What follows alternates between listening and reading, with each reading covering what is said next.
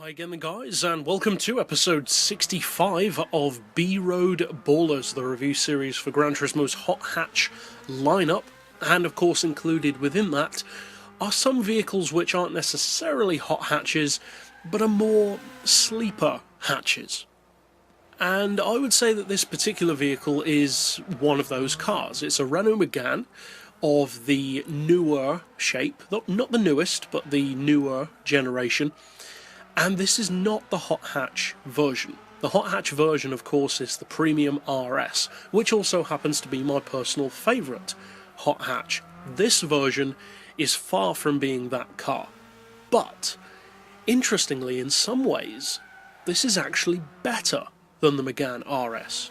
Now, as far as power, obviously it's not as powerful. The engine, for instance, on this particular model is a 2 litre. You can turbocharge it up to 365 horsepower, which is pretty good, it has to be said, for an understated, relatively normal hatchback, but still, that's no way near the almost 500 horsepower of the RS. The torque is also significantly lower, at a fraction under 300 foot-pounds, but the weight is significantly lower on this car. It weighs over 100 kilos less than the RS model. As far as hot hatches go, the RS actually isn't that lightweight. It weighs well over 1100 kilos, which isn't bad, but that's more than you'd probably expect. This car weighs a much more impressive 1030 kilos, which for a hot hatch of its size is pretty good. Now, the horsepower per tonne due to that is still pretty decent, despite the fact that it has far less power than many other conventional hot hatches.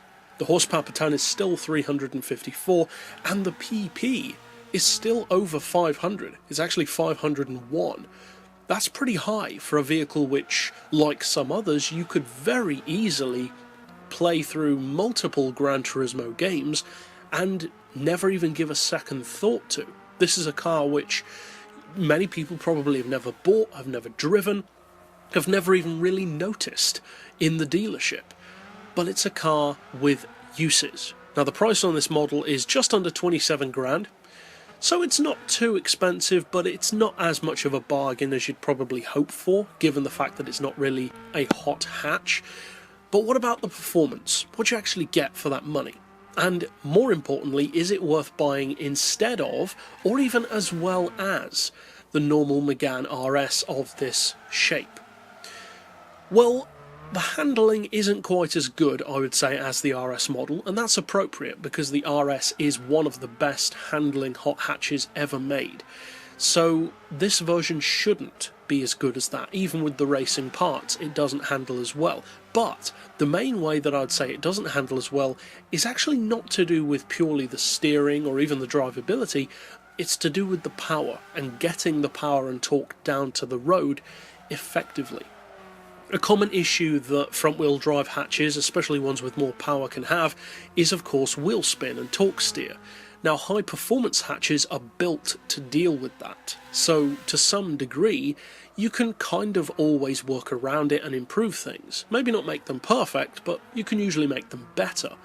For lower grade hatches, ones which aren't necessarily hot hatches, they're just production hatches, that doesn't always work the same, because they're not designed to cope with that kind of performance. And that's the case with this car. It does wheel spin more and has heavier steering, despite the fact that it is lighter than the RS. So overall, no, it's not as quick as the RS, and it will never beat one around the track. But it's worth buying if you want essentially the same advantages as the RS, but in a completely understated package.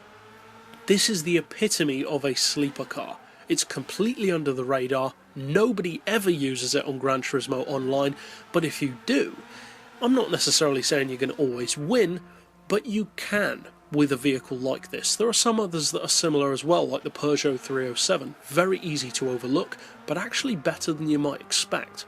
Overall, this is certainly not a car that I would recommend getting for everyone. It's the kind of vehicle which I'd recommend specifically for people who enjoy having sleeper cars, people who like using vehicles that are underappreciated, that the crowd doesn't appreciate or use regularly, and who don't necessarily mind as much that it's not the absolute quickest version. Essentially, people who want a bit more of a challenge. and in what is foremost a sleeper car. So overall, it's not an essential purchase as far as hot hatches go, but it's one which you could consider after buying the essential purchases. But that's it overall for this particular pick. I'll see you guys next time, and as always, thanks for watching.